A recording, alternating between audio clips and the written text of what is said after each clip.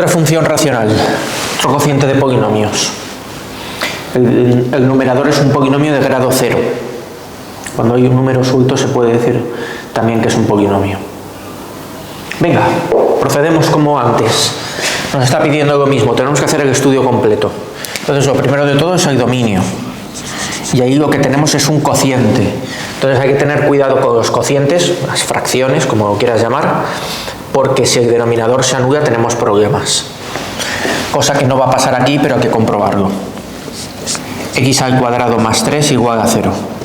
Tomamos el denominador y lo igualamos a 0 en busca de posibles valores que no estén en el dominio. Estos no estarán en el dominio. X al cuadrado igual a menos 3. Ahí lo tenemos. Más menos raíz de menos 3. Entonces esto no es un número real. No son números reales las dos posibles soluciones. Como trabajamos con funciones reales de variable real, lo que me está diciendo es que esta ecuación no tiene solución. Esta ecuación no tiene solución quiere decir el denominador no se anula nunca. Por lo tanto, el dominio es todo R. Es el único problema que podía tener esa función. Recuerda que los problemas típicos son denominadores que se anulen, raíces de índice par, que lo de dentro pueda ser negativo, lo que se te puede poner una función así, x al cuadrado menos 3x más 2, me lo estoy inventando. Entonces hay que tener cuidado cuando lo de dentro es negativo. O logaritmos. Podría ser logaritmo neperiano de x, pues pongo el mismo polinomio. Cuando lo de dentro del logaritmo, el argumento del logaritmo, bien dicho, es 0 o negativo, eso no se puede calcular.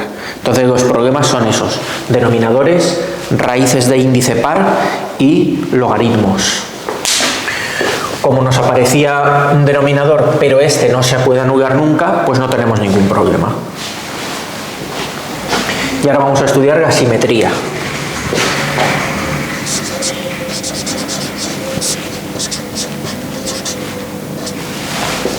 Simetría de la función. Primero, es simétrica par. Eso significa que f de x tiene que ser igual a f de menos x. La imagen de un punto tiene que coincidir con la imagen de su opuesto. ¿Vale? Dos puntos que estén equidistantes del origen, uno positivo y otro negativo, tienen que tener la misma imagen. Entonces f de x ya la tenemos. Vamos a sacar f de menos x. F de menos x es 3 partido menos x al cuadrado más 3. Menos x al cuadrado es x al cuadrado. 3 partido x al cuadrado más 3.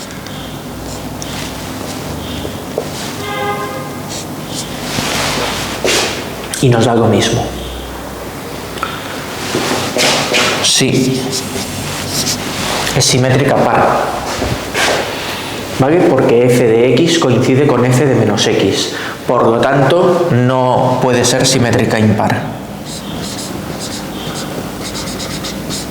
Solamente se puede tener un tipo de simetría, o la simetría par o la simetría impar. La siguiente creo que tendrá simetría impar, entonces podemos ver cómo es el mecanismo. Vale, pues ahora lo que tocaría sería buscar, voy a borrarme esto de la simetría, nos acordamos de que es par, buscar posibles asíntotas. Entonces, asíntotas verticales, las asíntotas verticales surgirán de los puntos que anulen el denominador. Como no tenemos ninguno, asíntotas verticales no hay. Asíntotas.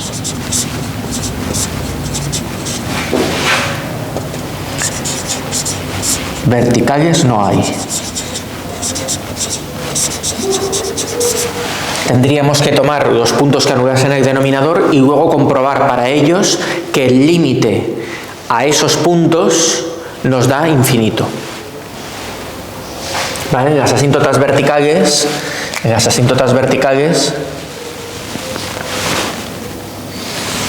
tú te acercas a un punto, te vas acercando a un punto y las imágenes de esos puntos mediante los que te acercas cada vez son más grandes, cada vez son más grandes las imágenes de esos puntos.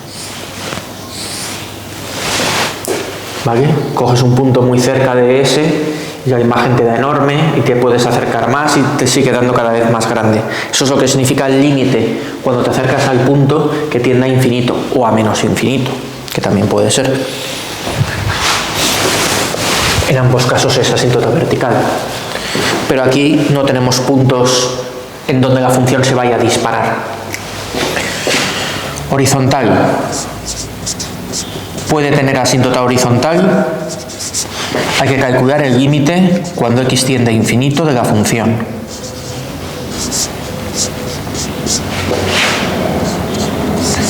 Y es el límite cuando x tiende a infinito de 3 partido x al cuadrado más 3. Cuando la x tiende a infinito, esto se queda en 3 partido infinito. Yo sustituyo aquí un número gigantesco, al elevarlo al cuadrado se hace más grande todavía y encima le sumo 3. No es que el sumarle 3 haga mucho, lo más importante es el x al cuadrado, pero la cuestión es que se dispara. Y 3 partido infinito en notación de límites, quiere decir 0. 3 lo estás dividiendo en una cantidad enorme, pues a lo que toca cada uno es a 0. Como nos ha dado un número real, 0 es un número real perfectamente válido, sí que hay asíntota horizontal. Sí hay. La recta y igual a 0, el eje x. El eje x hace de asíntota horizontal. Ese 0 para la asíntota horizontal, si hay y igual a 0. Y ahora, como hay asíntota horizontal, no hay asíntota oblicua. En la siguiente función que viene sí que habrá asíntota oblicua y habrá simetría impar. Entonces ahí podremos ver ciertas cosas que no han aparecido en la anterior ni en esta. Bueno, pues ya tenemos las asíntotas. Oblicua, tú te lo escribes así, te dices, como hay asíntota horizontal no puede haber oblicua. Y ya está.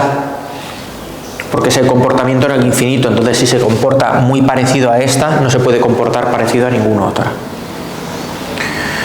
Vamos con la información de las derivadas. Vamos a calcular la primera derivada.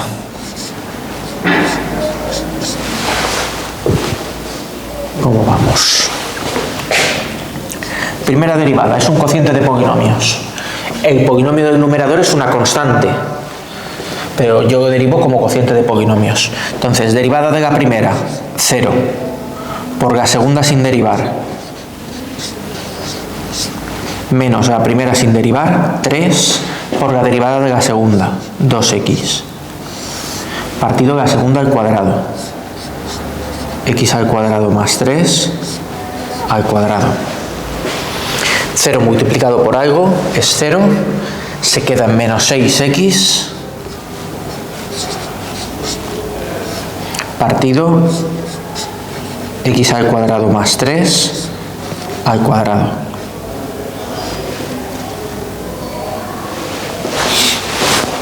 Vale, ¿qué tenemos que hacer ahora con esa primera derivada? Igualarla a 0. Tomamos f' de x igual a 0. Eso significa igualar a 0 toda la fracción. ¿Cuándo una fracción dará 0? Cuando se anule el numerador. La fracción igual a 0 quiere decir el numerador menos 6x igual a 0. El menos 6 que está multiplicando pasa dividiendo. X es igual a 0 partido menos 6. X es igual a 0. Menos 6 está multiplicando, pasa dividiendo. 0 partido menos 6, 0. X igual a 0 es un punto que anula la primera derivada. Por lo tanto, es candidato a máximo o mínimo. Candidato a máximo o mínimo. Y ahora es cuando nos construimos la tabla de monotonía.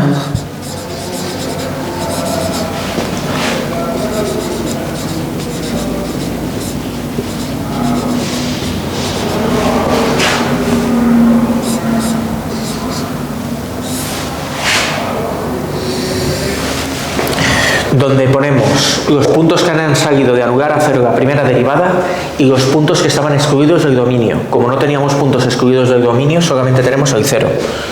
Entonces el 0 nos sirve de división de menos infinito a 0, de 0 más infinito. Y aquí tenemos que estudiar el signo de la primera derivada.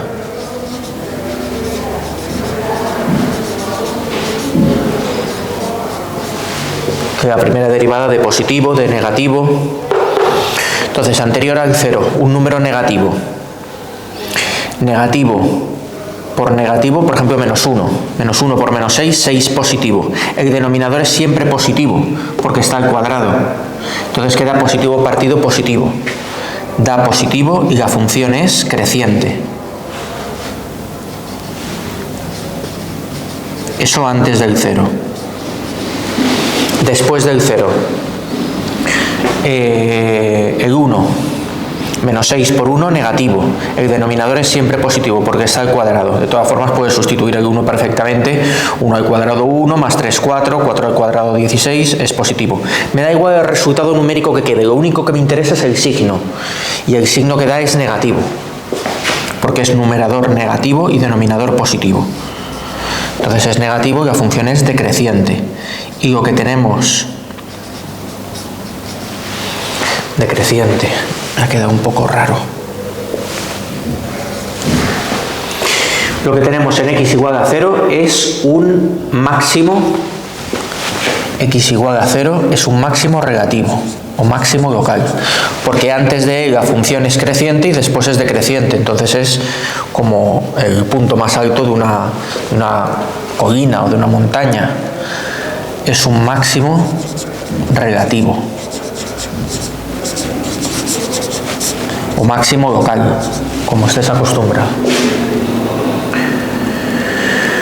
Muy bien, pues ya tenemos la información de la primera derivada. Ahora hay que irse a la segunda derivada. Y voy a hacer una pausita y continuamos con la segunda derivada.